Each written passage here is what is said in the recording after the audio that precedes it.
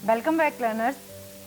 अभी हम लोग अपने टॉपिक को आगे कंटिन्यू करेंगे। और पहला मैं रिकॉल कर दूं कि हम लोग बात कर रहे थे मास एंड वेट की। हमने बात करी कि मास जो है that is the different between the different with the weight, और आपका वेट जो है that is the mass into gravitational force. जिस ग्रेविटी के साथ, जिस ग्रेविटेशनल पुल के साथ हम किसी ऑब्जेक्ट को हम अट्रैक्ट करते हैं, that is known as the weight. यहाँ पे जब हम बात कर रहे थे दैट इज द न्यूटन्स, आपका जो आपका मास है that is the given in kilograms, where as weight is given in the newtons. मगर हम लोग, क्योंकि मैंने अभी अभी बात करी कि अर्थ पर क्या होता है कि अर्थ पर आपका जो है वो ऑलमोस्ट ग्रेविटेशनल चेंजेस हैं, मगर वो निग्लिजिबल्स हैं। तो हम लोग अभी इन जनरल टर्म्स में, इन लेमन लैंग्वेज में हम लोग उसे कंसीडर नहीं करते हैं। इन दैट पर्टिकुलर केस क्या होता है कि फिर आपका वेट और मास जो है वो हर जगह जो है वो इक्वल फील होता है। तो उस केस में आप जो है वो उसे वेट को ही, हम मास को ही वेट कंसीडर कर लेते हैं, और उसी तरह से हमारा जो हम लोग अपने डेली रूटीन में यूज करते हैं। नाउ, क्या तुम लोगों ने कभी ऐसा फील किया है कि यू हैव फील्ड भारहीनता, मतलब आपको लगा हो कि आप बिल्कुल हल्के हो गए हो, वेटलेस हो गए हो, and that feeling is known as the weightlessness, भारहीनता। और अगर हम बात करें तो दैट इज अगेन गुरुत्वहीनता। अब गुरुत्वहीनता से आप ज्यादा अच्छे से समझेंगे, जबकि भारहीनता से आपको कुछ कॉन्सेप्ट नहीं समझ में आएगा। गुरुत्वहीनता की बात है कि जहां पे ग्रेविटी आपका कंटिन्यूस फॉल जो आपका आएगा, तो आपका वो जो ग्रेविटेशनल है, वो जो पुल है आपका, वो आपका नहीं है, उस फील नहीं हो रहा है, वो आपका भारहीनता होता है। और ये कब होता है? Can you imagine, can you guess? आप देखिए, मैरीगोल्ड में जब आप होते हैं तब आपका जो है, आपको जब झूला नीचे को आता है, इन दैट पर्टिकुलर केस आप फील करते हैं कि आप वेटलेस हो गए हैं। इसी तरह से आप लिफ्ट में देखेंगे तो आपका, मैं ये नहीं कह रही हूँ कि आप जीरो वेट फील करते होंगे, बट आप वेट मतलब अपना रिड्यूस फील कर वेट वहाँ पे वेट करते होंगे कि आप हल्के फील कर रहे होते हैं। और यहाँ पे जब आप बात कर रहे हैं लिफ्ट की, अगर हम बात करते हैं तो लिफ्ट में भी जब लिफ्ट डाउनवर्ड होने लगती है तो आपने देखा होगा कि आपको एक अलग सा फील आता है। सिमिलरली जब आपकी लिफ्ट ऊपर को जा रही होती है और वो झटका लगा के रुकती है, तब भी हमें ऐसा लगता है कि हमें जो अपने वेट में डिफरेंस फील होता है। तो ये सब चीज़ें हैं क्या? एक्चुअली वी यूजली जो we measure the weight by the spring और बैलेंस और वेइंग मशीन। आपने जब भी मेजर किया होगा तो किसी ना किसी मशीन से किया होगा, it may be spring, it may be weighing machine, जो भी आपका होगा, that rest on a rigid floor. और आपने देखिए, आप इमेजिन करिए कि आप भी किसी वेइंग मशीन के ऊपर खड़े हैं और आप अपना वेट ले रहे हैं। तो हमने एक Newton third law of motion भी पढ़ा था, जिसके accordingly every action has a opposite and equal reaction. तो आप जब उस वेइंग मशीन के ऊपर जो रेस्ट कर रही है फ्लोर के ऊपर, उसके ऊपर जब आप वेट लगा रहे होते हैं, अपना वेट फोर्स लगा रहे हैं, अपना वेट का जो फोर्स लगा रहे हैं, तो सिमिलरली वो जो आपका मशीन है वो भी आपको ऑपोजिट वो इक्वल वो फोर्स लगा रही होती है अपवर्ड रिएक्शन में। और वो जो आपका फोर्स होता है वो आपका उसमें आप देख सकते हैं, और that is equal to the W, वो आपका वेट के इक्वल होता है। तो आपका weighing machine measure the reaction R which is the weight of the object. Similarly आप देखेंगे कि जब आपने, अब आप इमेजिन करिए कि आपके जो पैर से एकदम से वो जो आपका जो ऑब्जेक्ट आपने रखा है, जो वेइंग मशीन आपके रखी है, वहां से एकदम से चीजें हट जाए। जैसे कि एग्जांपल के लिए ये है, और इससे अगर मैं ऐसे हटा लूँ तो नेचुरली डेफिनेटली आपका नीचे को फॉल आएगा। इसका देखिए, आप जैसे ही कोई चीज इससे अपने आप से हटाएंगे तो ये नीचे को फॉल जाएगा। नीचे को फॉल जाने का क्या मतलब है कि फ्री की जब मैं बात कर रही हूँ तो फ्रीली में आपको फिर से यहाँ पे कॉन्सेप्ट समझना है। फ्रीली बात कर रहे हैं, दैट मीन्स आपका कोई भी ऑब्जेक्ट, कोई भी उस पर फोर्स नहीं लग रही है सिवाय ग्रेविटेशनल पुल के, सिर्फ उसे अपनी तरफ अट्रैक्ट कर, उसके अलावा कोई भी फोर्स वहां पे नहीं लग रही है। और जब वहां पे फ्री फॉल जब गिरता है, आता है, उस फ्री फॉल की वजह से हमें जो है वहां पे वेटलेसनेस फील होती है, that is known as a भारहीनता। और आप उसे ऑब्जर्व तब कर पाएंगे जब आप उसे कि आप उस मशीन के साथ आप नीचे गिरने लगेंगे, तो आप देखेंगे कि पहले उसमें वेट जो है वो कम है, और फिर उसमें जो वेट था उससे धीरे धीरे कम होता चला जाएगा। जैसे जैसे एक्सेलरेशन इंक्रीज होगी वैसे वैसे आपका वेट कम हो जाएगा। आप इस एक्सपेरिमेंट को लिफ्ट में करके देख सकते हैं, you will feel the difference between the weight. और अब ये तो हम लोग बात कर रहे थे, that is the attraction between the solids. जब भी हमने बात करी बिटवीन द टू ऑब्जेक्ट्स की बात करी, लेकिन इन दो ऑब्जेक्ट्स के बीच में आपके जो फोर्स ऑफ अट्रैक्शन है वो किस तरह से होती है, और वो आपका जब हम अर्थ की बात कर रहे हैं, अर्थ और किसी ऑब्जेक्ट्स के बीच में। मगर नेक्स्ट जो हम लोग बात करने जा रहे हैं that is liquids and the या फ्लूइड्स की बात करें, क्योंकि फ्लूइड्स में बहुत सारी चीज़ें आ जाती हैं। फ्लूइड्स की अगर हम डेफिनेशन की बात करेंगे तो एवरीथिंग दैट इज जो भी आपका मूव कर जाता है अपने आप स्लोली बिना किसी फोर्स के, या उसमें आपका that is known as a fluids. तो जिसमें आपका चेंज है वो आपका लिक्विड भी हो सकता है, गैसेस भी हो सकता है। और जो सबसे ज़्यादा मोस्ट कॉमनली यूज्ड फ्लूइड है हमारा दैट इज द वाटर। और जितने भी जब हम एक्सपेरिमेंट्स करेंगे, फ्लूइड्स की बात करेंगे, तब हम लोग एक्सपेरिमेंट्स करेंगे तो एक्सपेरिमेंट्स हम लोग वाटर के साथ करेंगे। और वाटर जो है आपका वो यहाँ पे मैं बहुत सारी प्रॉपर्टीज ऑफ फ्लूइड्स हैं, मैं उनके बारे में डिस्कस ना करते हुए सिर्फ अपनी बात हम लोग जिस टॉपिक को डिस्कस करेंगे दैट इज बॉयंसी। हम उसके बारे में जब बात करेंगे दैट इज द बॉयंसी, हम बॉयंसी के बारे में बात करेंगे। और बॉयंसी होती क्या है उसके लिए लेट्स हैव ए एक्सपेरिमेंट। देखिए आप अपने घर में भी अपने साथ भी ये एक्सपेरिमेंट्स करेंगे and you will feel the same. देखिए ये बॉल मैंने नीचे इसमें गिराई है। अब देखिए ग्रेविटेशनल पुल की हम बात कर रहे थे, तो डेफिनेटली पानी में भी इसके ऊपर ग्रेविटेशनल पुल लग रहा है, मगर ये जो है आपका वो आपका ऊपर फ्लोट कर रहा है। अब आप अपने घर में जब इसे एक्सपेरिमेंट करेंगे तो आप देखिए, आपने अगर इसको डुबोना है तो आप इसको डुबोने के लिए आप अपने घर में अगर इसे एक्सपेरिमेंट करेंगे देन यू विल फील कि हमें एक फोर्स इस पे लगानी पड़ रही है। और वो फोर्स जो हम लगा रहे हैं, अगर मैं इस फोर्स को हटा लूंगी तो आपका ये जो है बॉल फिर से वापस ऊपर आ गई। और आपको अब यहाँ पे जो है कि वाई इट इज सो, ये ऐसा क्यों है, किस वजह से जो है वो आपका ये फोर्स जो है आपका बॉल जो है फिर वापस ऊपर आ गया। तो वो that is known as the force applied by the water. जो आपका वाटर है उसने जो फोर्स अब इस पे अप्लाई करी है, और वो force that force is known as the buoyant force. The upward force which acts on an object when submerged in a liquid fluid is known as the buoyant force. जब आप इसे हम नीचे को पुश कर रहे हैं, मैं अपना पुश लगा रही हूँ, और जो अपवर्ड फोर्स है, जो ये लिक्विड फोर्स अपना अपवर्ड को लगा रहा है, उसकी वजह से ये वापिस ऊपर को आ रही है, and that force is known as the buoyant force. And buoyancy is known as the property of the fluids to apply buoyant force, and that is buoyancy. Now question arises, what is the magnitude of the buoyant force experienced by an object? जब हम experiments कर रहे थे, इसे नीचे डुबो रहे थे, तो ये buoyant force लग रही थी।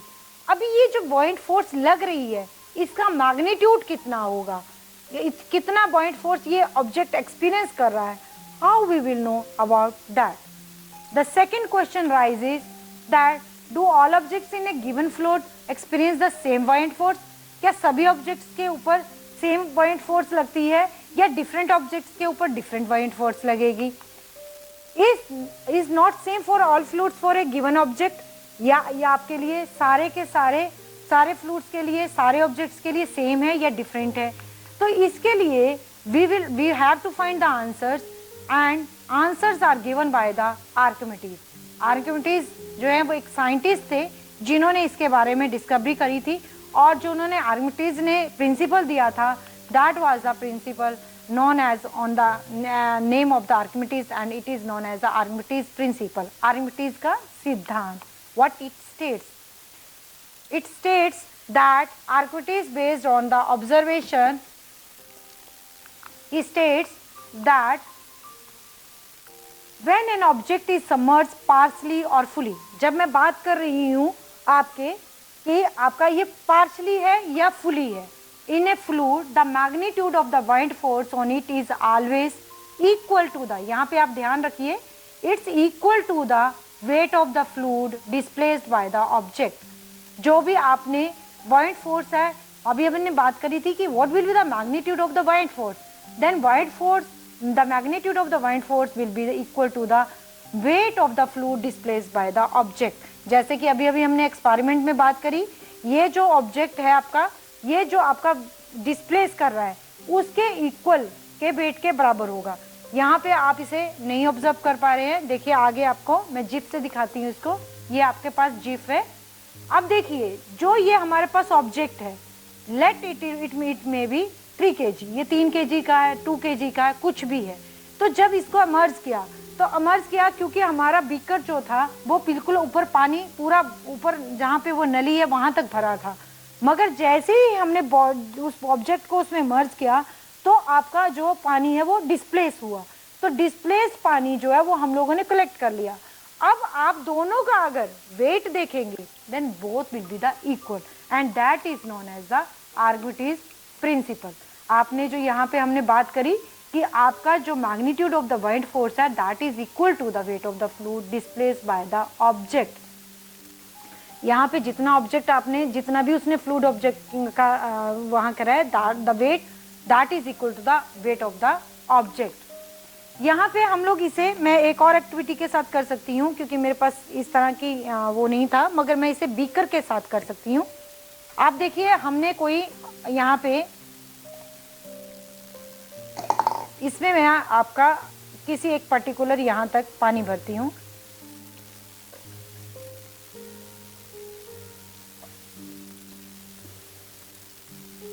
यहाँ पे देखिए आप कि जैसे ही आपका यहाँ पे है, आपका ये लेवल जो है वो यहाँ पे है अभी, और ये आपका जो लेवल है यहाँ पे ये दिखा रहा है कि ये पानी जो है वो इस लेवल तक है। जैसे ही हम लोग इसको डिस्प्लेस करने की बात करेंगे, अगर मैं इस पे ये बॉल जो है,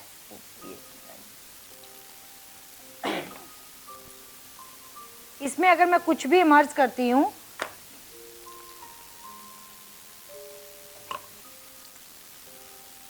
तो आप जब देखते हैं कि इसने जो आपका डिस्प्लेसमेंट जो हुआ इसके वजह say that is little bit more.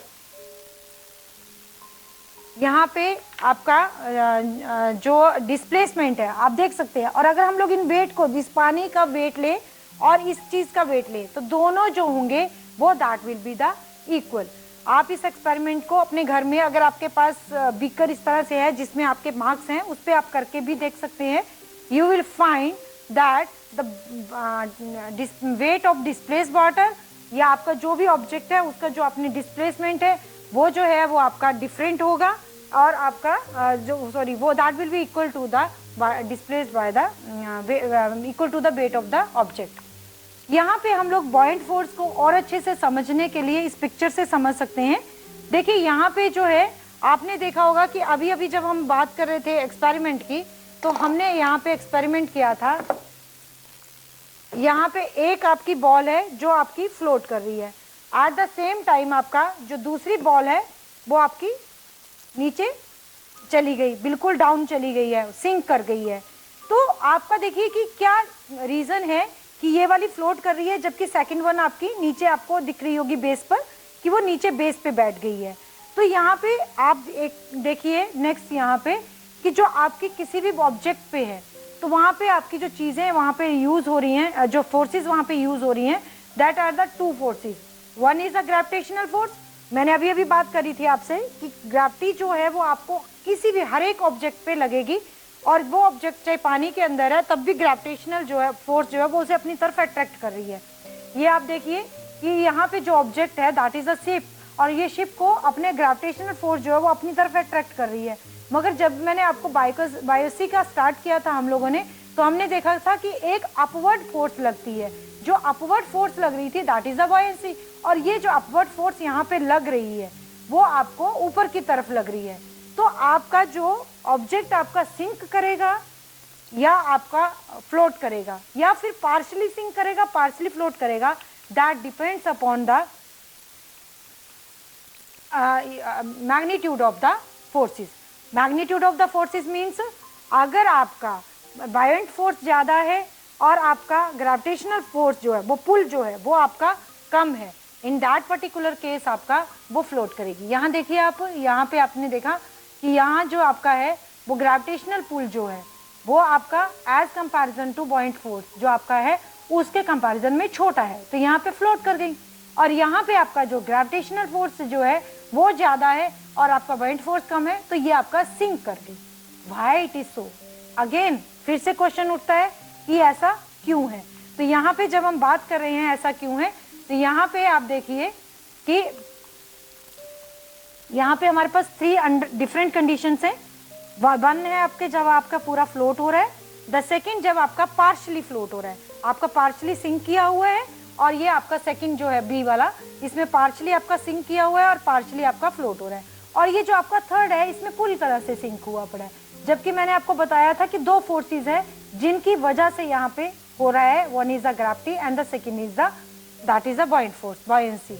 यहाँ पे अगर आप देखेंगे कि आप जो रीजन है that is a gravity and बॉइंट force, मगर आपका जो एक फैक्टर और भी है that is the density of the fluid. आपका फ्लूइड की डेंसिटी कितनी है और उस ऑब्जेक्ट की डेंसिटी कितनी है। तो from Archimedes principal it is clear that the magnitude of the बॉइंट force acting on a body at A given place depends upon, first हमने अभी अभी डेमो करा है, that is the volume of the body emerge that is equal to the volume of the fluid displaced. Both are equal, तो आप either you can say that is the volume of the body or you can say that is the volume of the fluid displaced. Both are equal. And the second is the density of the fluid. जैसे कि मैंने बात करी है, ये आपका इसकी जो डेंसिटी जो थी that was the lesser, ये कम थी, और इसने जो fluid displace किया that was the lesser, उसने less fluid displacement किया क्योंकि उसका weight भी less था। जबकि जो आपके नीचे आपके बेस में दिख रही है गेंद, उसका मैंने आपको स्टार्टिंग में ही बताया था कि दोनों का वेट डिफरेंट है। ये हैवी बॉडी थी, इसने डिस्प्लेसमेंट ज़्यादा किया, और आपका जो इसका डेंसिटी ज़्यादा थी तो ये आपका नीचे अमर आ गया। यहाँ पे हम लोगों ने एक कॉमन ऑब्जर्वेशन आप देख सकते हैं कि दैट आपने अभी तो हम लोग इस प्रचलन में नहीं है और हम लोगों ने कभी देखा भी नहीं है, मगर lifting object in water is easier than lifting it in the air. जब हम बात कर रहे हैं यहाँ पे, आपने अगर कभी आपने देखा हो कि कुएं से जब पानी निकालते थे, तो जब तक कुएं में बाल्टी पानी के अंदर रहती थी तब तक तो वो लाइट वेट लगती थी, और जैसे हम उसे रस्सी से खींचते थे और ऊपर खींचते थे तो वो आपका जैसे ही एयर में आती थी, एज सुन एज एयर में आते ही उसका वेट जो था वो इंक्रीज हो जाता था। तो उसके पीछे जो रीजन है that is again the बॉइंट force, that is again the Archimedes principal. इसको भी हम लोग एक बार एक्सपेरिमेंट में कर सकती हूँ। देखिए हमारे पास ये है एक्सपेरिमेंट, यहाँ पे आप देखेंगे कि ये पर्टिकुलर एक आपके पास क्यूब है, और इसमें जो आपका वेट है, पर्टिकुलर जो वेट है वो हमें इसमें रीडिंग में दिखाई दे रहा है, and it is somehow that is the 150। ये आपका, अगर मैं इसको धीरे धीरे पानी में मर्ज करूंगी, देन आप देखेंगे कि स्प्रिंग का जो है वो वेट भी आपका धीरे धीरे वो आपका कम दिखाएगा। ये 100 से जो है वो आपका 150 से अप्रोक्स 100 की रेंज में आ जाता है। तो ये आप जैसे ही ऊपर करेंगे तो आप देखेंगे कि इसकी मूवमेंट हो रही है। आप जाए इसमें जो इसका स्केल है वो उसका आपका जो मार्कर है वो आपका मूव कर रहा है। तो वो इसी वजह से है कि जैसे ही हम लोगों ने पानी इसके अंदर जाएंगे तो इसमें जो आपका वेट है, जो बॉइंट फोर्स है, बॉइंट फोर्स जो है वो इसके ऊपर अपना फोर्स अप्लाई कर रही है, और ग्रेविटेशनल पुल अपना फोर्स अप्लाई कर रही है। मगर वहाँ पे आपका जैसे हम लोगों ने बाहर आए तो वहाँ पे there is no buoyant force, वहाँ पे बॉइंट फोर्स नहीं होती है। इन दैट पर्टिकुलर केस आपका जो है ऑब्जेक्ट जो है वो हैवी लगने लगता है हमें, और आपका ये हम लोग यहाँ पे भी आप देख सकते हैं। अगर आपको स्केल में बहुत अच्छे से नहीं समझ में आया, एक्सपेरिमेंट में बहुत सही से नहीं समझ में आया होगा, इन दैट पर्टिकुलर केस आप देखिए इसमें ये जो आपका यहाँ पे हम लोगों ने देखा, देखिए यहाँ पे स्केल जो है वो आपका अप्रोक्स रीडिंग जो है वो यहाँ है, जबकि जब हम इसे पानी में मर्ज कर रहे हैं तो ये आपका स्केल जो है वो यहाँ पे रीडिंग आपकी आ रही है। तो आपका जो है वो लेसर हो गया। लेस होने का मतलब है वहाँ पे आपका, मैंने बताया कि रीजन जो है दैट इज द बॉइंट फोर्स, क्योंकि पानी के अंदर एक अपवर्ड जो फोर्स आपको लग रही थी दैट वाज द बॉइंट फोर्स। जैसे ही हम पानी से बाहर निकले, पानी से बाहर ही आते आपका वो बॉइंट फोर्स हट गई, सिर्फ आपका ग्रेविटेशनल पुल रह गया, जिसकी वजह से वहाँ पे हमें वेट ज़्यादा फील होता है। आप इसकी स्टोरी को अगर देखेंगे तो अगर आपने ध्यान कहीं नेट पे सर्च करेंगे तो यू विल फाइंड कि आर्किमिडीज ने जो प्रिंसिपल ये जो जब निकला था या जब उन्होंने इसे फील किया था, तो ये स्टोरी भी ऐसे ही है। जब वो अपना वहाँ पे नहाते नहाते ही उन्होंने इस चीज़ को फील किया था कि वो अपना वेट जो है वो पहले लेस फील कर रहे थे, बाहर आते ही वो अपना ज़्यादा वेट फील कर रहे थे, और उसी चीज़ को बाद में उन्होंने ऑब्जर्वेशन करके एक प्रिंसिपल आर्किमिडीज का लॉ जो है वो आपका वहाँ पे डेवलप हुआ था। यहाँ पे जो आपका हम अगर बात करेंगे कि जो magnitude of the white force है on object is always equal to the weight of the fluid placement by the object. और अगर हम एप्लीकेशंस की बात करते हैं कि what are the applications of Archimedes principles, Archimedes principle बहुत जगह यूज किया जाता है। अब यहाँ पे आप एक बार फिर से देखेंगे कि it is used in designing ships and submarines. अब इसमें क्या आपका डिजाइनिंग्स है वो आपका देखिए, शिप्स आप कई बार फील करेंगे कि जो आपका शिप है वो आपका जो तैरता रहता है, जबकि आप एक पर्टिकुलर किसी नेल को डाल दें, कील को डालें तो वो डूब जाती है, जबकि शिप भी आपका वहाँ पे आयरन का बना हुआ है। तो यहाँ पे जब हम आर्किमिडीज प्रिंसिपल की बात कर रहे हैं तो इट्स आपका कि बिल्कुल उस शेप को, उस स्ट्रक्चर को इस तरह से बनाया जाता है कि वो आर्किमिडीज प्रिंसिपल को फॉलो करे और वो वहाँ पे ना डूबे। मतलब कि जो हमने बात करी थी कि कोई भी चीज़ तब फ्लोट करती है जब आपका जो बॉइंट फोर्स है वो आपकी जो है वहाँ पे ज़्यादा होगी और आपका ग्रेविटेशनल पुल कम होगा। तो बॉइंट फोर्स कब ज़्यादा होगी? जब आपका डिस्प्लेसमेंट आपका कम होगा। तो आपका वहाँ पे उसको कम करने के लिए उसका स्ट्रक्चर इस तरह से बनाया जाता है कि वहाँ पे आपका वो जो शिप है वो वहाँ पे डूबे नहीं। Similarly in case of submarines में देखें तो वो हम अपनी चॉइस के अकॉर्डिंगली वहाँ पे वो कर लेते हैं कि कभी हमें उसे डुबोना है तो हम लोग उसमें वहाँ पे किस तरह से ऐसा होता है कि उसका डिस्प्लेसमेंट जो है वो हम लोग इंक्रीज कर सकते हैं, सम टाइम हम उसका डिक्रीज कर सकते हैं। तो अकॉर्डिंग टू द रिक्वायरमेंट हम लोग वहाँ पे using the law of Archimedes वहाँ पे हम उसको यूज करते हैं। Similarly, it can be used in the hydrometers, which are used to determining density of liquids, and the lactometers, which are used to determine the purity of a sample of milk. These are the application, and you can find the different application of the Archimedes of principle. This is all about about the gravitation, that is in the between the two objects, and the buoyancy. Buoyancy, that is the upward force given in the experienced by the object in the liquids. Thank you.